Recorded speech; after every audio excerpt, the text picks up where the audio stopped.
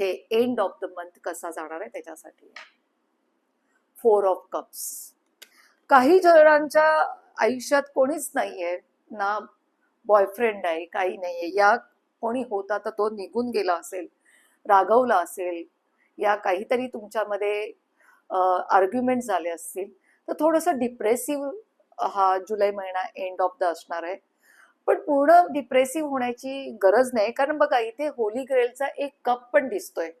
जे गेलेले तुमची माणसं आहेत, जो गेलेला तुमचा मित्र किंवा मैत्रीण असेल, ते परत तुमच्यावरती नव्याने तुमच्याकडे येतील, पण तुम्हाला डिसअपॉइंटेड न होता तुम्हालाही थोडेसे एफर्ट्स टाकावे लागतील, तर तुम्हाला ती पुन्हा एक नव्याने एक चांगली अपॉर्च्युनिटी मिळू शकते.